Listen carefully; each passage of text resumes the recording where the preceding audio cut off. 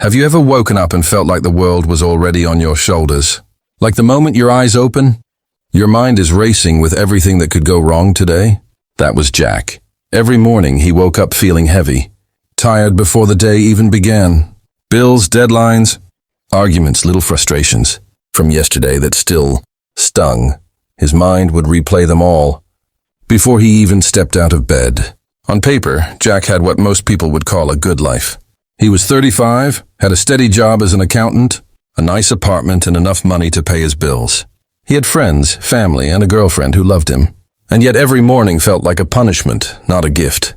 He would lie in bed scrolling through his phone, looking at news that made him angry, and social media posts that made him feel small and inadequate. Other people's vacations, their successes, their happiness. It was all a reminder of what Jack felt he was missing. By the time he dragged himself out of bed, his mood was already dark. Breakfast was a formality. Coffee tasted bland, eggs were tasteless, and the world felt gray. His mind was already at work, dreading meetings, anticipating problems, replaying yesterday's frustrations over and over. His girlfriend Sarah noticed the change. One morning over coffee, she looked at him with concern. "Jack, when was the last time you actually enjoyed waking up?" she asked. Jack stared at his cup, unable to remember. "I don't know," he admitted finally. "Maybe when I was a kid, before life got complicated." Sarah reached across the table. "Jack, you're alive!" "You're healthy. You have people who love you, and yet you act like life is a punishment instead of a gift." Her words stung, because they were true. But Jack didn't know how to change. Negativity had become automatic, like breathing. He would tell himself, "I'll be happy when I get promoted. I'll be happy when I have more money. I'll be happy when things are easier." But when never came. The heaviness only grew. Sleep became restless. Work felt suffocating. And even good news, like a raise at work or a sunny day, couldn't penetrate the fog of his negative mind. One evening, after a particularly frustrating day at work, Sarah said something that pierced through the layers of Jack's denial. "I love you, Jack," she said softly, "but I can't keep waking up next to someone who hates waking up." That night, Jack stared at the ceiling, asking himself a question he had been avoiding for years. When did I become this person? And how do I find my way back? The next morning, Jack woke up early, unable to sleep. Instead of reaching for his phone, he decided to go for a walk. The city was quiet, still half asleep. The air was cool and clean. In a small park, he noticed an elderly man sitting on a bench, tossing crumbs to birds. The man seemed at peace, smiling softly at nothing in particular, while the world rushed by around him. Jack felt drawn to the bench. "Mind if I sit?" he asked. The man gestured warmly. "Please." They sat in silence for a moment, watching the birds. Finally, Jack spoke. "Can I ask you something? You look genuinely happy. How?" The old man chuckled softly. "You think happiness is something you find, don't you?" Jack nodded. "Yes." The man shook his head. "Happiness isn't found. Happiness is practiced. Every day, every morning, you choose what you focus on. Most people focus on problems, worries, and fears. That's what trains your mind to be unhappy. But you can train it differently. It starts with just 5 minutes." Jack frowned. 5 minutes? That's it? The man reached into his pocket and pulled out a small, worn notebook. "I've done this every morning for the past 20 years, he said. "Before I check my phone, before I start thinking about my day, I write 3 things I'm grateful for. Not big, vague things.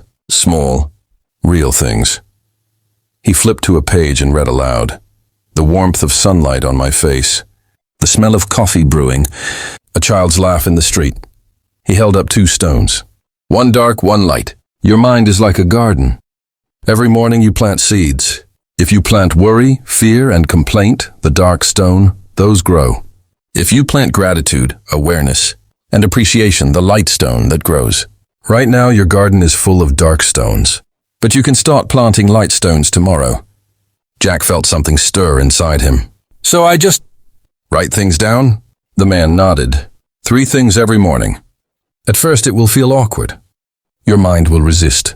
But after a week, you'll notice yourself looking for small moments of beauty. After 2 weeks, you'll catch yourself appreciating things naturally.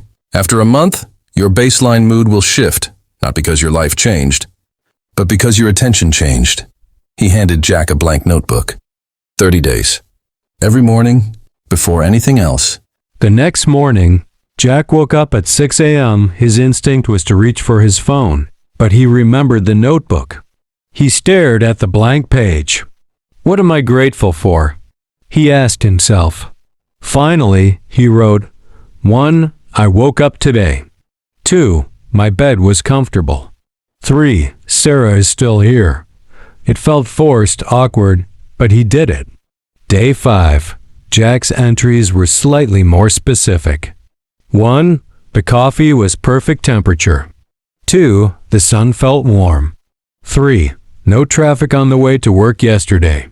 Still small, still simple, but he noticed a shift in his awareness. Day 12. During a frustrating meeting, he saw sunlight streaming through the window, creating patterns on the wall.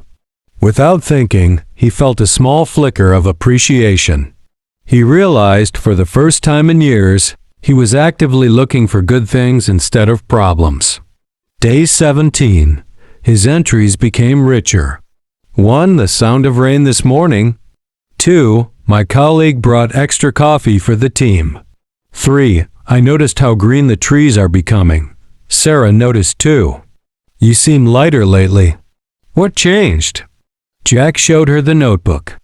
Tears formed in her eyes as she read a few pages. You're coming back, she whispered. Day 25. Jack woke up before his alarm, excited to write in the notebook. 1. I woke up happy for the day. 2. Sarah sleeping peacefully next to me. 3. I'm learning I have control over my mind. Day 30. Jack returned to the park to the old man. I did it, he said, holding out the filled notebook. 30 days, the old man smiled. And? Jack's voice cracked slightly. Everything changed. Not my circumstances. Those are mostly the same. But I changed. I see differently now. I feel differently. I didn't realize how much I had lost until I started finding it again, joy, presence, appreciation. The old man placed a hand on Jack's shoulder. They were never gone. You simply buried them under years of practiced negativity. Now you chose something different. 6 months later, Jack still wrote his 3 gratitudes every morning. It had become as natural as breathing. His relationship with Sarah was stronger. His work hadn't changed much, but his experience of work had. Bad days still happened, but they no longer consumed him. And every few weeks, he returned to the park, sitting in peaceful silence with the old man, watching the world wake up. Jack's story is not just his. It's yours, mine, anyone's who has forgotten how to appreciate life while chasing what they think they want.